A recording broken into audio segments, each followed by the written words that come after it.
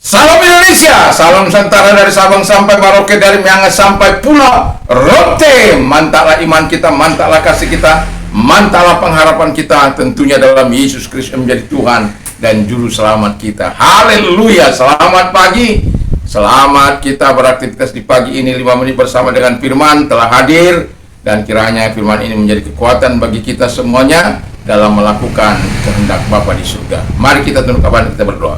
Terima kasih Bapa di surga, biar kami hidup dalam ketaatan yang sesungguhnya kepada Allah. Dalam nama Yesus, haleluya. Amin. Puji nama Tuhan. Firman Allah akan saya ambil dalam Roma 12 ayat yang pertama. Karena itu saudara-saudara, demi kemurahan Allah, aku menasihatkan kamu, supaya kamu mempersembahkan tubuhmu sebagai persembahan yang hidup, yang kudus dan yang berkenan kepada Allah. Itu adalah ibadahmu yang sejati. Tema kita adalah ketaatan dari hati.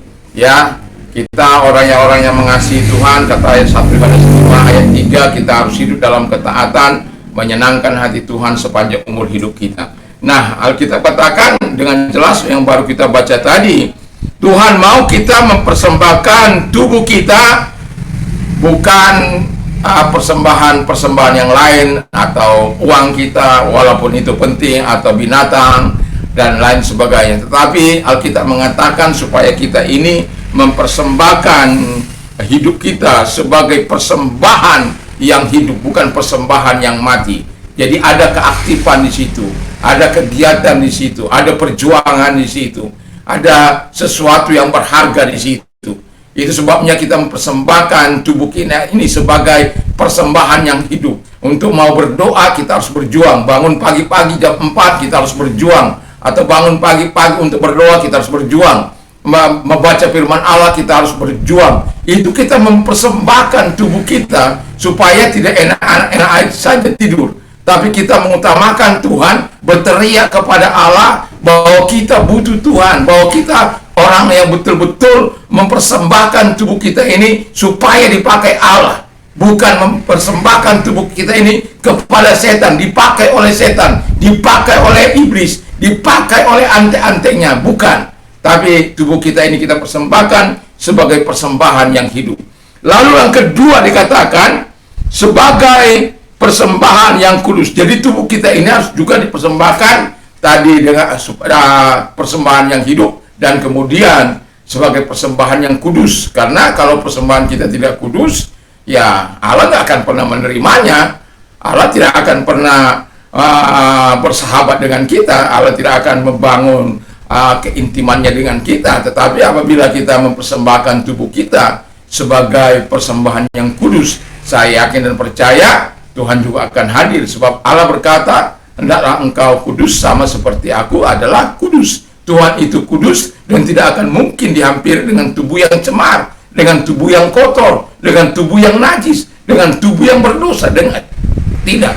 Itu sebabnya dia memberikan kasihnya kepada kita, karena begitu besar kasih Allah akan dunia ini, sehingga ia mengaruniakan anaknya yang tunggal, supaya setiap orang yang percaya kepadanya tidak binasa, melainkan beroleh hidup yang kekal.